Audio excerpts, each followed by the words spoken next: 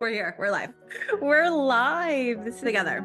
so exciting. This is Coast to Coast, Customer Success Podcast and Practice, but we are actually on the same coast right Yeah. now. It feels so good being together in person. And being together kind of inspired this episode. And we got some feedback from some of our colleagues about what would be really helpful for them to hear more about. And so we're thinking today about talking about the visibility of our work. Right? Yes. Yeah. As Tam said, one of our listeners reached out and said that over the years, they've gotten feedback about making their work more visible. So we thought, what a perfect topic to talk about while we're in person. Mm-hmm.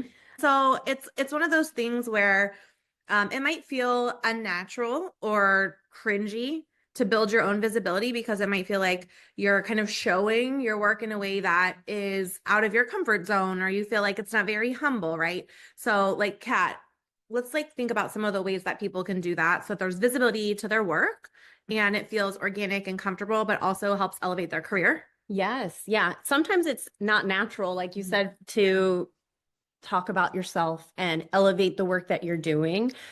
But let's talk about some strategies for CSMs on how to make your work more visible. So we have 3 strategies. Yeah, 3 quick ways to start. Yeah. The first strategy is to narrate your wins.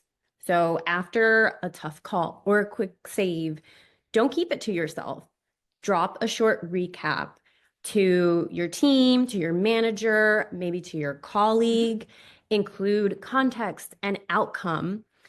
And that's a great way to just narrate what the win was and what the impact of that was. Yeah, like for example, one quick sentence.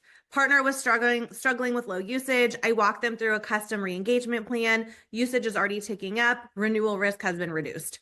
Quick, easy, highlights your work, highlights the win, and gives visibility into how you proactively supported an account that potentially could have been at risk. Our second quick strategy is sharing insight, not just updates. It's about what you're learning and what others can learn from you. So you could try something like, across my calls today, 3 partners brought up the same workflow friction. Could be worth flagging to the product team, right? And that just highlights that you're able to make that connection. You're hearing your partners, you're putting those pieces together, and then you're sharing it, creating that visibility for your work. Yes. And the last strategy is asking for visibility support. Don't wait for your manager to do it all. You can try by asking them, hey, can I share this? Does it make sense to share this? Do you have any examples of? Yeah. We had a great example actually a few quarters ago at this point. We had someone on our team revamp our entire onboarding document. We call it a 30, 60, 90, 30 days, 60 days, 90 days. And it was one of those things where it's like, hey, would it make sense for me to share this at our customer success stand-up? And he shared it. It was amazing. It went really well. It created visibility for the projects that are going on, but also for people to be able to use that document now moving forward. Yeah, great example and great work and great ways for CSMs to show off what you're doing in a way that's natural and it's not so like showboaty. Mm-hmm. Yeah. Totally. I love these 3 strategies. They show us that visibility isn't just about self-promotion. I know sometimes it feels that way. It's not just about self-promotion. It's about clarity. It's about impact. It's about helping other people see the value that you're bringing, but also value that you're able to add to their work. Maybe you did something that they can now utilize or they can replicate, right? So it really adds to kind of the bigger picture of our work. Yeah. And so why does this all matter? Because visibility builds your internal brand, and that opens doors to cross-functional work, mentorships, and sometimes even your next role. Totally. And I'll say this, like Kat and I are both managers, so I'll say this too, very like genuinely as a manager. It's really hard sometimes to see the full scope of what everyone is doing, especially when you have a large team as a manager. So your manager probably always wants to spotlight your work, but sometimes they can't see like the full scope of it, or maybe they don't know how deep the work is or all of the things they're kind of doing in the background. So the more you share too, the better they can advocate for you. Yeah, spot on. And at the end of the day, you own your development, and visibility is a major part of that. Totally.